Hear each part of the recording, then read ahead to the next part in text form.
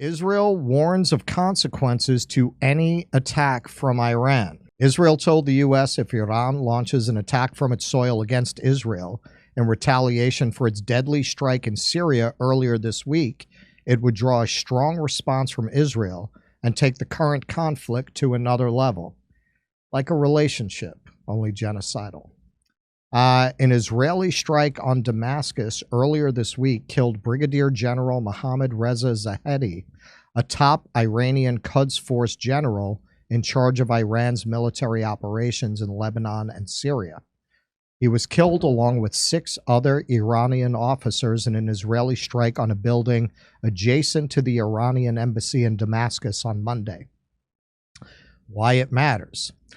Iranian officials have publicly threatened to retaliate against Israel for the attack that killed a top Iranian official. The Biden administration and the Israeli government are highly concerned Iran is preparing for an imminent attack, U.S. and Israeli officials said. Iranian proxies in Lebanon, Syria, Iraq, and Gaza have attacked Israel, but there hasn't been an attack from Iranian soil. A direct Iranian strike on Israel would be unprecedented and could lead to a regional war in the Middle East. Israeli Prime Minister Benjamin Netanyahu said at the top of an Israeli Security Cabinet meeting on Thursday that Iran has been operating against Israel for years, quote, both directly and via its proxies, and therefore Israel is operating against Iran and its proxies, both defensively and offensively. Quote, we will know how to defend ourselves and will operate according to the basic principle of whoever is harming or planning to harm us, we will harm him, he said, according to a statement from his office. In their call on Thursday, President Biden and Netanyahu discussed public Iranian threats against Israel. Quote, President Biden, sometimes with these mic things, like fuzz will get in your throat. President Biden made clear that the United States strongly supports Israel in the face of those threats, the White House said. Israeli officials claim they have intelligence that shows Iran could attack Israel from its soil using long-range ballistic missiles, cruise missiles, or drones. Israeli defense forces are on high alert, especially air defense and intelligence units, officials said. The Israeli military canceled all weekend vacations for its combat soldiers. Now, why should you worry about this other than the obvious? Well, you're not dealing with an honest actor in Israel or, frankly, in the United States.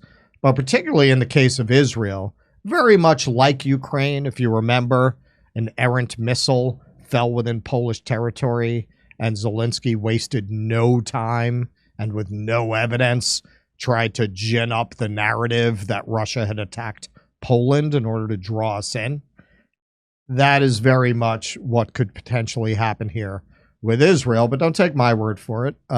Retired Colonel Douglas Macgregor went on Judge Andrew Napolitano's show and explained what the dangers are. Mr. Netanyahu must escalate to survive. And he believes that escalating the war is ultimately Israel's salvation. How do you escalate the war? You goad Iran into attacking you. And this is a direct provocation designed to precipitate a major response from Iran.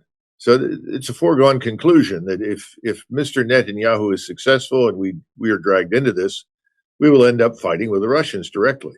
Most of your political class is bought and paid for by the Israeli lobby. Hatred has taken over. Emotion has taken over. There is no rational calculus unless you want to judge plans for the annihilation of Arabs in Gaza, in the West Bank, and potentially southern Lebanon as a rational calculus. I don't think you're going to see a deliberate counterstrike from Iranian soil because, again, the Iranians don't want a war. This is a thing that has to be understood. Nobody in the region except the Israelis and the United States are enthusiastic about the war. Okay. Keaton? Well, the other parallel to Ukraine in all of this is that support here in the U.S. For Ukraine has dwindled, just as support for Israel has. Yet you would not know that if you paid attention to stories like this, where as Russia Ukraine becomes more and more dangerous, we double down more and more to the point where, I mean, there haven't been many headlines out of that war this week, but we are not going to give that up without a fight. And at this point, without a fight means goading Putin into a nuclear confrontation.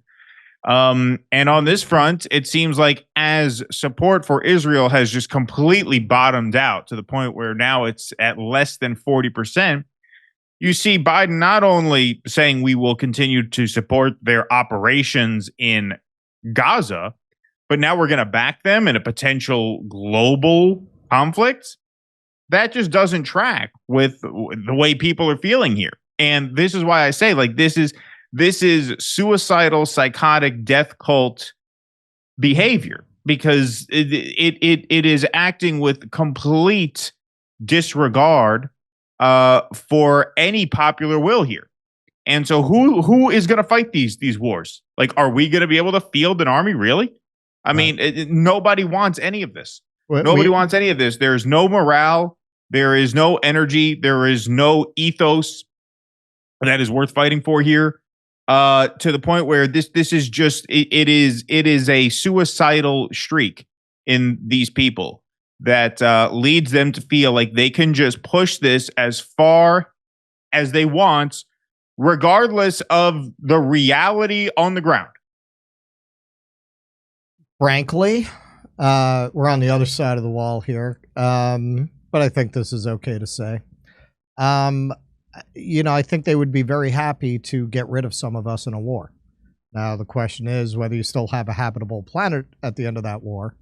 But hey, the AI's coming, and they don't really need as many of us anymore. And I am increasingly convinced that our global elites are thinking that way. Like, how many of these people do we really need? Once the AI comes, once you really get some good robotics going, what is that? 95% of the population of the Earth works a profession that will no longer be required. So I wonder if that is part of their willingness to engage in this kind of brinksmanship. Clearly in this country, what is the military reaching 80% of its targets when they try to recruit? Now, you've talked a lot about that from the side of morale, and I agree with you. It's also health. I mean, the majority of the country is obese. The majority of people under 18 are obese. I think it's 2/3. Yeah, but if they had the morale, like if they wanted to go fight and we needed people to fight, like we would put fat people on the front line. Like I'm not saying you're wrong. I'm just saying, like, that doesn't strike me as an obstacle to being able to field a team. If the military wants to field the team, I don't think they can field the team, because I think they would have to draft people. They'd have to drag people off the streets like they're doing in Ukraine. Exactly. And that's just going to create more political chaos. But no, I think you're right. I think that what sort of emboldens them to make these wildly unpopular decisions about war and peace on a global scale is that they're not really invested in the future of the human race, right? To be honest. Right. Whether there's a nefarious plot to kill everybody, that's a different, like, we can't prove that or not prove that, but they're certainly not invested in our future. Like, they certainly don't seem to mind a depopulation event. I think when you've got our elite classes doing everything they can to convince people that you can be morbidly obese without it causing any health problems, and that the idea that some food is unhealthy is some kind of food phobia, and you're trying to tell people that every kid who ever puts on his mom's heels needs to be on hormone treatments. every boy. Yeah, I think they're trying to get rid of us because I can't believe that people with any kind of education actually believe these things. So I have to ask, why are they telling the public that these things are true? Well, the only motive I could see is you're trying to kill people.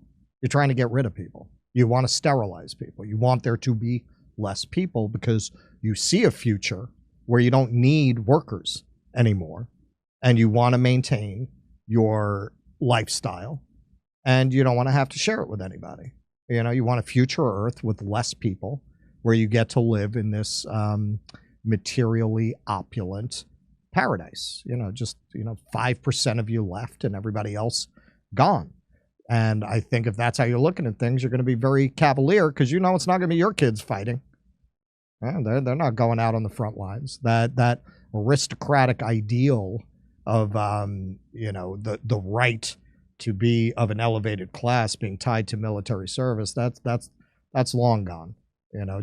George H.W. Bush, I think that was like the last generation World War II that had that idea that it would be a shame on a prominent family not to serve in a time of war. That's long gone. It's not going to be them and their kids that are going to be dying in those wars. Well, because it's a whole different world, not just in the moment, but down the road, and they see that. And I think there are forces bigger than all of this that are not even necessarily human forces. I think there are natural forces behind a lot of it. That just creates a different imperative for the future of life on Earth for us humans. And I think that is part of why they feel they can push this as far as they have. That segment got a lot deeper than I was expecting. So for those of you who are baked, don't worry. You're living in a whole loving universe. Put on the lava lamp and some Allman Brothers. It's all going to be okay. Hey, there's still tickets available in Stockholm, Oslo, Stroudsburg, Pennsylvania, Cortland, New York, Oakmont, Pennsylvania, El Paso, Texas, San Antonio, Texas, Edmonton, Alberta, Vancouver, British Columbia, Denver, Ashland, Virginia, and Athens, Georgia. See you there.